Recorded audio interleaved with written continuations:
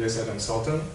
I'm originally from Kyrgyzstan, which is in Central Asia. I spent 13 years of my life there, and after that I moved to England to go to high school. And now I'm the second year at UCL studying electrical and electronic engineering. So currently, as you said, I'm working part-time as a software developer at Emotech. And so a little bit about me. I just really enjoy building things, and I spend some of my time working on my always in progress side projects and that kind of stuff. And how I got into AI is that I was really interested in some of the big corporations that were always talking about how they use AI and how it's going to be the future, the next kind of, they called it the next electricity. And so I read a book about it, and I was really interested in deep neural networks. And then, today I'm going to talk about two internships that I've done. One was at Columbia University, at the Columbia University Medical Center, and the other one is at Emotech. So my journey to apply to Columbia started at first year, and I was quite excited about AI. I have written to friends and family and other friends asking if they have any researchers, any people that they know that were doing something in AI, needed a research assistant. And one of the friends replied, and she said that she knew a person, a postdoc at Columbia, that just finished his PhD in mitochondrial biology and was looking at how to apply machine learning to diagnostics, but didn't know how to code. So he needed an engineer to implement systems and help conduct research. So I went to the application link, I uploaded my CV, after which I got an interview. And after the interview, I got an offer to do a 1-month unsponsored internship at Columbia, which I obviously took. A little bit about the problem that we were trying to tackle there. Next slide, please. So, about 50%. We only know about 30% of the genes that actually account for neurodegenerative diseases. And it's a very difficult process to find out what gene how does a gene express itself in a disease. Essentially, you have thousands of variants that, and some of them you don't even know how do they express. And so when you conduct these traditional experiments, you don't really know what you're looking for, and it requires a lot of expert-based knowledge. So what he was trying to do, he was trying to develop a rapid machine learning-based method to associate a genotype or a gene to how it expresses itself in a disease. Next slide, please. Yeah. So essentially, what we were trying to do is we were trying to acquire a lot of high content-based images and then put them through a machine learning-based system. So some of the next slide, please.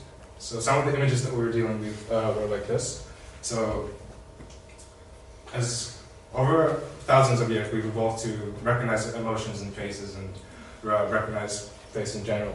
But recognizing mitochondrial structures have never been useful until now, that we know that they account for diseases. So these are some of the type of images that we wanted to feed to our system to then show us whether the person has a disease and what kind of genes would affect it. So at the end of my internship, we managed to produce a machine learning-based system that surpassed me with accuracy of 81% at classifying images of cells and actually guess what kind of genes they were missing and so my journey to Emotech was a little bit different because I met them at the beginning of Freshers Fair. They were really nice. I was really interested in the robot, but the whole personality thing also seemed really, really interesting. So I got their email, I wrote a cover letter, and I applied, and I got rejected.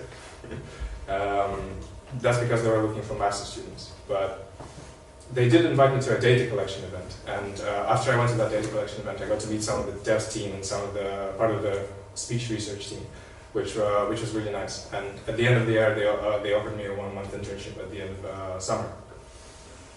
So the things that I was, some of the things that I was doing at Emotech were the things that I really liked about the internship at Emotech was that I got to see how to approach this very difficult problem of building a highly scalable system that could do a lot of things like recognize faces and recognize speech. So I learned a lot of good standards for software coding and just development in general. Now, after that internship, they extended my offer to a part-time job offer, and right now I'm working in collaboration with the speech research team and development team on the speech API. So that was my journey to 2 internships. Thank you very much.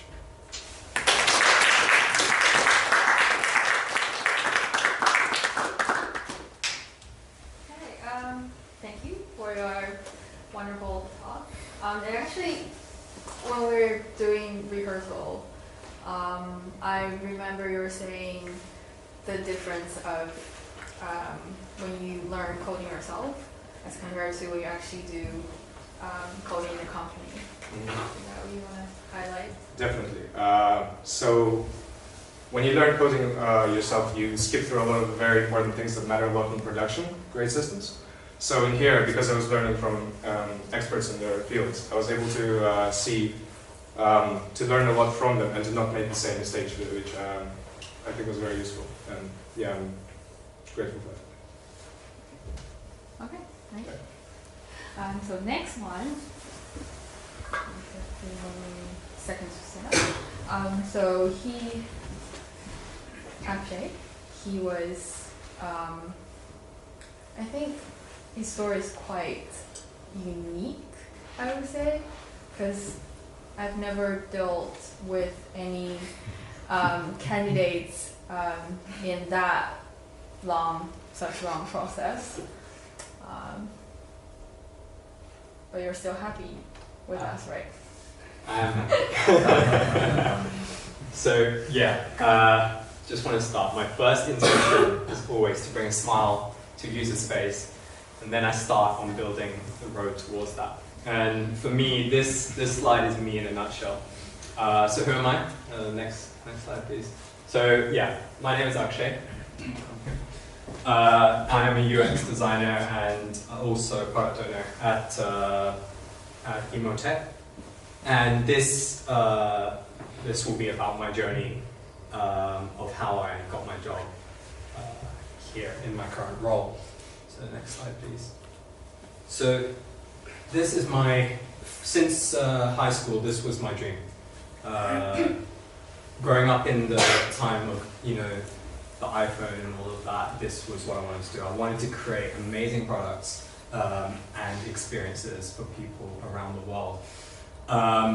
And so and as a child, I loved coming up with ideas and products. Like anyone who grew up in the UK education system, DT, I absolutely loved it, design technology. And I would have all these ideas and never know how to implement them. So I took a degree in electronic engineering to gain the insight of how these electronic products even work.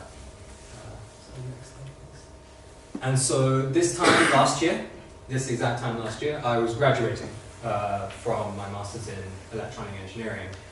And I had to then start thinking about what I wanted to do for a job. And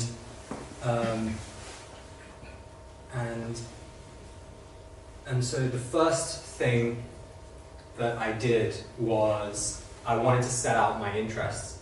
I felt quite strongly that I wanted to go to companies where I could align with them in what they were trying to do in regards to their product. And I also felt really strongly that when I go into an interview with them, I wanted to actually say, hey, I really love what you're doing, rather than just like the usual spiel of, yeah, I just want to job. So if we can go to the next slide, please. And so once I had established my interests of being in a place of consumer technology and trying to make a life better, I started on CVs. And so this is basically the journey of my CV across about several months. And like a designer, I went through design iteration because I went through months of rejections. And if you can see on the far left, I started off with a 2-page CV. And that's kind of quite long for someone who didn't actually have any work experience. And the funny thing is that, I don't know about you, but for me, I thought that everything I did in uni was useful. Everything that I tried to do was to show that I could do both engineering and design. And sometimes companies just do not care. They just want to know that you're the right person to fulfill that role. And so I went through design iteration, I went through a redesign of my CV, and then ended up with that. And it was just, and I had to also tailor, because I liked going, I wanted to apply for many different roles. I applied for product design roles, UI design roles, app development roles, because of my interest. It meant that rather than trying to stuff all that information or all those skills onto one CV, I created 3 different CVs to target those. So the one on there is my design CV, and I have a software engineering one and an app development one. And that meant that the one that I could send to each company was more concise and more to the point. So we go to the next slide, please. So after, if anyone else, is anyone here a designer at all? No. Okay, so for design, you can't just send a CV, they always want a portfolio of your work. And luckily, because I loved it in school, I had some early work to show from A-levels and GCSEs, but then I also needed more recent work. And so I was fortunate that I had a final year project where I was able to do app development and UI design, which was a IoT solution to food waste involving a smart fridge and smart bin. So that's the app up there. And this was another really cool product that I did, which was a Lotus water feature. And the final step of what I did to prepare for applications was months of waiting. And during those months of waiting, you get through quite a lot of movies and TV shows, but also you have to take that time in your own initiative. And so I spent that time learning JavaScript, web development, more UI design, more app development, trying to level up and improve my skills in all of these so that if I ever got a role, I could hit the ground running. So if we hit the next slide. And one other thing that I'd recommend is that yes, you can apply to the jobs on companies' websites, and that's what I did a lot of the time, but most of the time I didn't get any replies, and it's because you're competing with tons of people from around the world.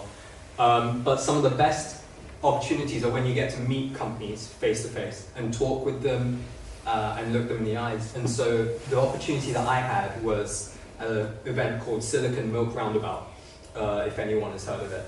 And this was where I met Emotech. So if we go to the next slide. And so this was my start. This was the start of my journey with Emotech, and it started in November of 2017, and that started with a call with Julia, just checking why the hell am I applying, and I then led to a Skype call with the head of design at the company. He then gave me a design task to do regarding UI design and how I might make the experience better, UI-wise, for something for the Ollie product. And then I was invited to meet the design team and engineering team at the offices. I was then called in for an interview with the CEO, and then given another design task to do. And this spanned all the way from November all the way till April. And so with a lot of patience and a huge ton of bugging Julia, saying, hey, what's the deal with this? Hey, what's the deal with this?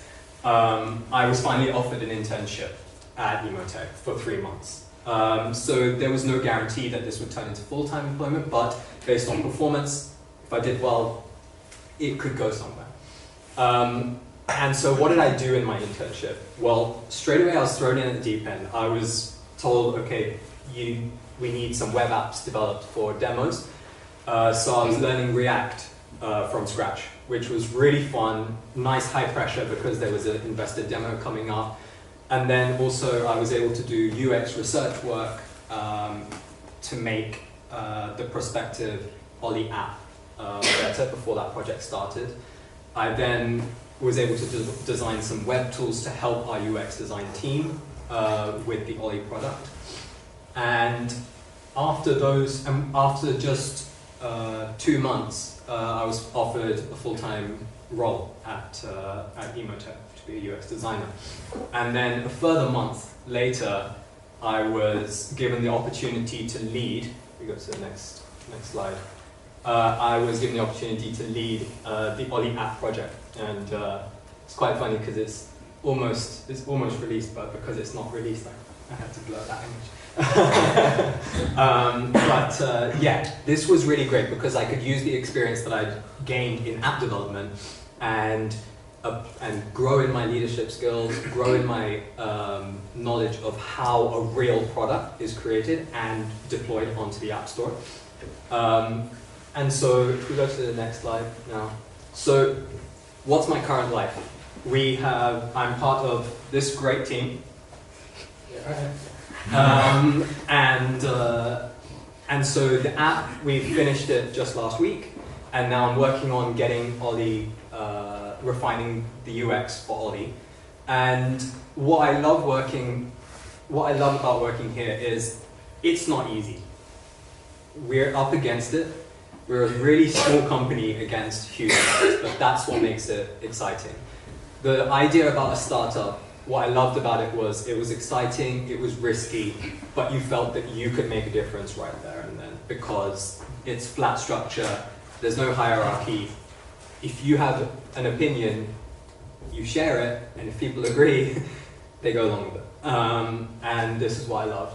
And what I hope my future will be is making Ollie a really great product. And I want to keep, because I've just kind of started my career, I want to keep learning about design processes and how to be a better designer, learn in leadership skills, and learn about how to run a company. And so my current life now, if you go to the next slide, is basically this. That's me, that's Ollie, and that's what he says to me.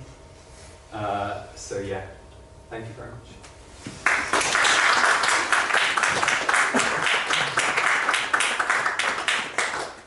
That was nice, except for the team photo. Why, was it not a good photo of you? Yeah, that was actually, so we did a set of team photos and we made it to a GIF. Oh yeah. And I don't know why you picked the particular, I couldn't. Sorry. I think I want to make a little bit clarification of why the process about him taking so long. Shall I You probably do it, yeah. Yeah, so this was one of the first questions I actually asked Julia when I joined the company, why the hell did it take so long? She then showed me the list of people that she had to process, and I saw the amount of work that she had to do. And this is the realities of a startup. You have more plates, to deal with than you have hands. And so it's natural for things to take a little longer. It's nothing intentional. I think Julia said that straight away. Like, we didn't intend for you to sit on the board for 5 months. It just ends up being that. And when you've got investor demonstrations coming up, there's different priorities that have to take place.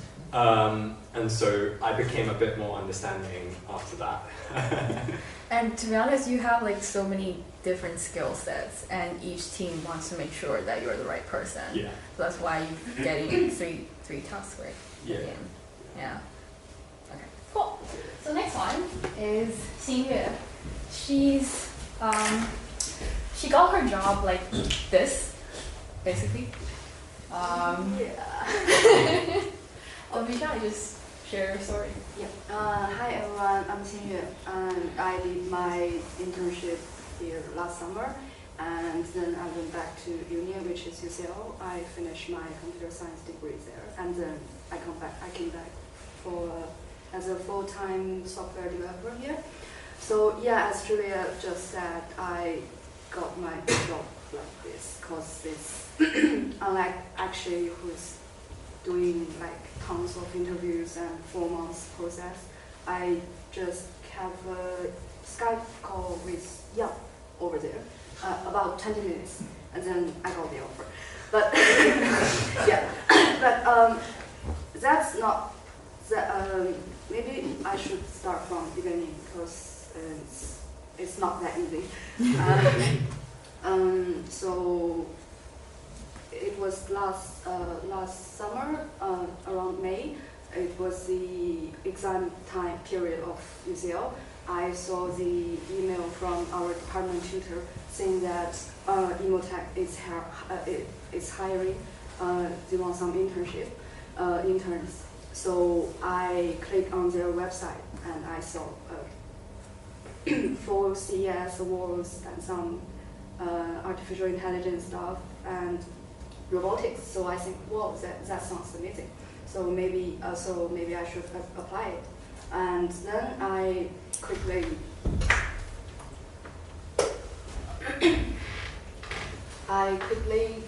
wrote a cover letter and then sent alongside with my CV to Young. And then they got back me a Python task, which asked me to do a software that can capture pictures from your computer and edit that picture and some other stuff. So although I know Python, but I'm not that good at it, and I don't know how to do that. But after battling with it like in 3 days and with lots of Google and other stuff, I finally did it and then sent it back. And then I didn't got any reply in 3 weeks. So I thought, okay, this doesn't work. And then, so I booked my flight ticket to Barcelona, and I was planning to enjoy my vacation there for 2 weeks. But then, just 1 day before I went to Barcelona, I got email back from Yang saying that, hey, Xinyue, we really like your code. Maybe we should discuss. Maybe we should arrange interviews and discuss some stuff there. And then I saw it just maybe 10 p.m. 10 p.m. that day before I need to fly. So I then wrote back to Young saying that I can only do it in morning, and maybe it's like just a quick, short call from with you to just talk through stuff you want to discuss. And then Young said, yeah, so we just did a Skype about 20 minutes, and then he sent me the offer. So Young is there, and just tell him you're gonna go into a vacation, and maybe he'll just saying that, okay, let's do a quick interview and get a job there.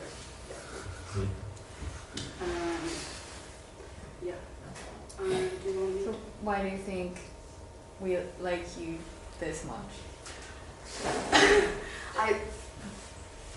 I think the Python test I did is quite important because although I realized after I came to work here, so although I did finish that task, but